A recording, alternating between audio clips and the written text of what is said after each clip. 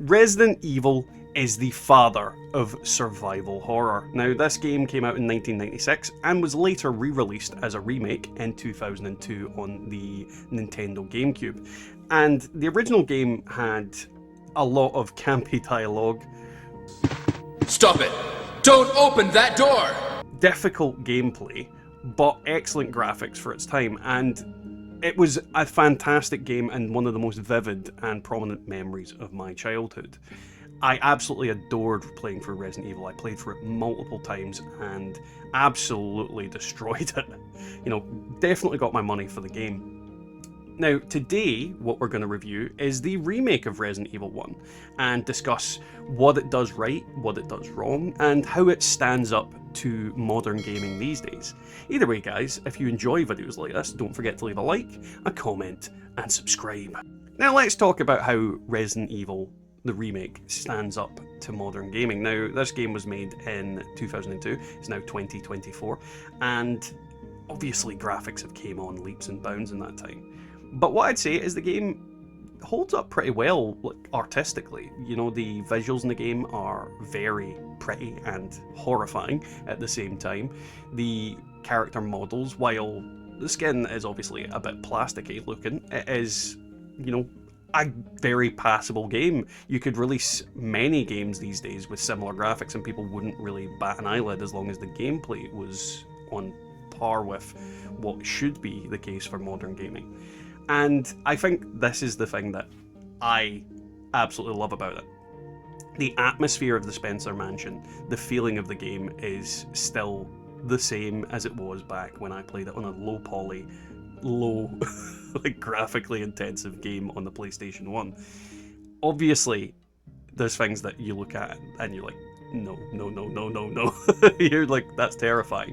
But it does hold up. The atmosphere, the feeling of the game is the same, and if not worse than it was in the original game, where the shark bit really got me. So yeah, the game really holds up well in that sense, where it does have this feeling of foreboding doom and dread, and you're constantly wondering, is something going to jump out at me and scare the living crap out of me? And this is what I played Resident Evil 1 for. This is what I played Resident Evil 2 for. Was the atmosphere, the feeling, and the chill. The gameplay, while important, wasn't the most important thing, because it's survival horror. You're meant to be crapping your pants. Now, as Resident Evil has adapted, changed, and become such a massive franchise, the stories of previous games have also been altered in the context of notes that you would find in future games, dialogue from other characters, and as a result, Resident Evil 1's story in the canon from the future games isn't quite exactly to what happened in the game. Not in the sense that things transpired differently, but it's just there was things going on behind the scenes and context and other things going on around it. As a result, when they remade Resident Evil 1, they did change the story a tad. I mean, the basic foundation of it is exactly the same as the original game.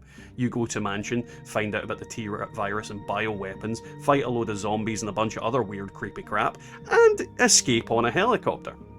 Which seems to be the story of a lot of Resident Evil games, though you take out the helicopter and put in some other mode of transportation that kind of just fits. But the point is, the game had to change because the story and the context of certain things is different. And this works really well because when it comes to an older player of the original game, this makes it feel like a completely different game. The amount of times I'd wander around and go, this should go here, but no, it doesn't. The game has changed, the layout has slightly changed, and there are different items and new items, and there's other context and other things you need to do. One of the primary ones is the character Lisa Trevor. Now, she presents herself more as this unstoppable force. She's like the Mr. X of Resident Evil 1. And she shows up, you can't really do anything, you just have to avoid her and you have to not fight her.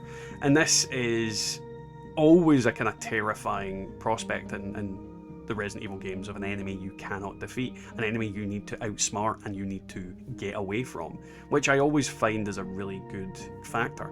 But when it comes to the rest of the story, it's mostly untouched. There is more context, there is more notes, there's more things on computers, but the idea of what you do and the reason you went to the mansion is fundamentally the same, which I quite like. I do quite like. However, my biggest complaint about the story is kind of a dumb one, and that's that the dialogue, the story isn't dumb enough. Now, if you've only played the remake of Resident Evil and you've not played the original, you cannot fathom the depths of stupidity and campiness and B-movie vibes the original game gave people in Western audiences. The dialogue from Barry, Burton, Jill, Wesker, Chris, all of it was so poorly done that it was great. It was bad, but it was so good. And because it doesn't have that, I spent most of my time whilst playing the game saying those lines, saying the stupid lines at the points those stupid lines would come into the game. What is it? Blood. Hope this is not Chris's blood. You were almost a Jill sandwich. What kind of demon attacked you? It was a huge snake, and also poisonous. Ugh. I told you, don't worry. And I think that's the thing that really stuck with me with the original, is that the dialogue in games doesn't need to be good. It just needs to be entertaining, and that's the fundamental thing. And while I do really enjoy the story and really enjoy the depth and the actual passion that the voice actors have brought to their characters in the game in comparison to the original, I still miss those campy dialogue options that were in the game. And I wish you could toggle something so that you could have that, like old voices versus new voices. I know it wouldn't work. But part of me really wishes it would. Now, I don't think you can talk about a Resident Evil game without talking about puzzles and the mechanics of the puzzles. And they're fairly simple. You know, you find object A, put it into object A. You find thing B, put it into thing B. It's pretty self-explanatory. But what I did find is I would end up running around in circles, not being able to find the one door that I needed to go through, or the one thing I needed to find, or I'd find the thing before I found another thing, which would confuse me because I didn't have the thing that I was looking for. And on top of that, if you play the original version of the game and then the remake, you have the problem of misremembering factors. You remember something, but you misremember how it works in tandem with the game, and because the game is intrinsically changed, it confuses me at the very least, and I got turned around. If it was a completely fresh playthrough, I hadn't played the original, maybe I would have done less wandering around like a headless chicken looking for something that I was adamant that I needed, but didn't exist. Either way, that is the thing about the puzzles in the game. They're not difficult, but sometimes overthinking it is the real problem. And then we come to the gameplay. Now, if you haven't played the original Resident Evil and you were to pick up the remake of it, there is two control methods. The first is the modern controls, and then there is the original controls of the game. And what I would say to anybody who did not play the original game, you are not prepared for the original controls. The jankiness, the absolute jankiness of those controls. To go backwards, you press down. To go forwards, you press up. To turn, you press left and right. And then to run around, you press left and right while forward or back. And it's very like trying to steer a tank. It is what they needed to use in the original game to maneuver around, because the invention of analog sticks wasn't quite a thing yet. And it was very awkward to aim, very awkward to run around, very awkward to play. As a result, when you play it in the modern version of the game, it is worse. It's worse because the zombies are faster. The enemies are more maneuverable and faster in this game. And as a result, the old controls can only be seen as the absolute hard mode of this game. Then you have a difficulty slider. Add the top difficulty slider with the original controls, and Jesus Christ, you're a god if you get through this game quite easily. It is just very janky, very awkward and annoying. This also brings us to another aspect of the controls and the way that the original game worked, and that would be the camera. Now, the camera of the original Resident Evil games was a fixed camera. While in a lot of games this isn't a bad thing, the biggest and most annoying problem with this is the fact that when it is a fixed camera and you run through one room into another and then into another fixed camera that is using a polar opposite directional camera, your forward then becomes back.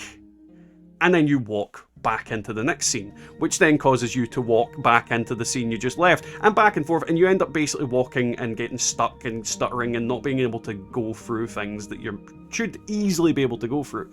The camera angles drove me mad in certain sections. There's a section where there's a timed puzzle where you need to run from one area to the next, and the problem is the camera angle keeps switching, so you keep running and getting caught in terrain, and it's just very frustrating and very annoying.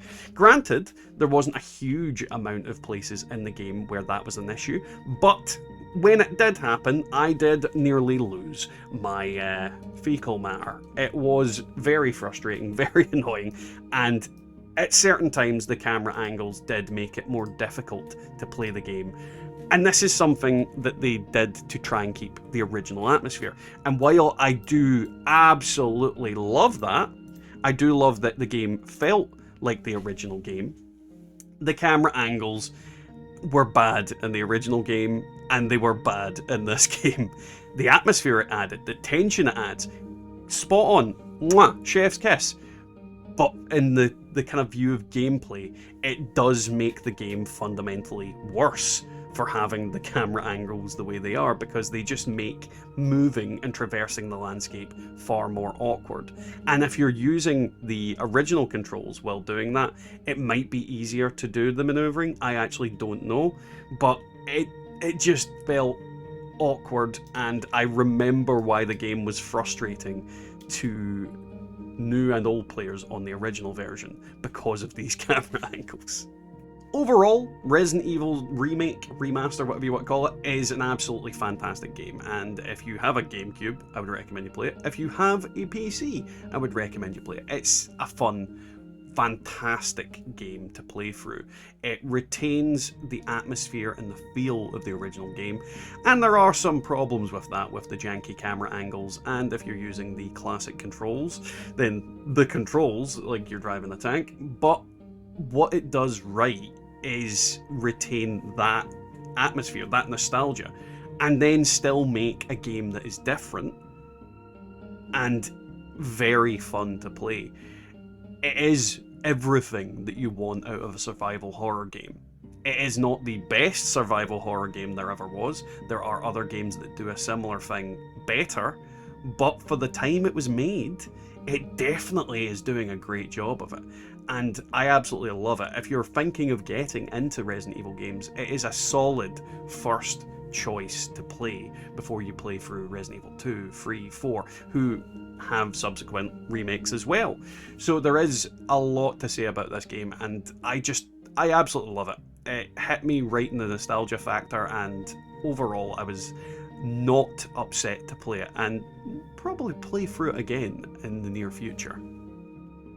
So that is today's video, guys. Now, if you enjoyed this type of content, definitely leave a like down below, comment what you liked about it and what you would like to see from us in the future, and subscribe for more future content from me and the channel.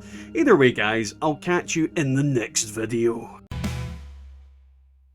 You hear him barking, you feel you're close to the end, running through the night, shadows lurking round the bend, heart pounding fast, adrenaline starts to flow. Can you survive the chase?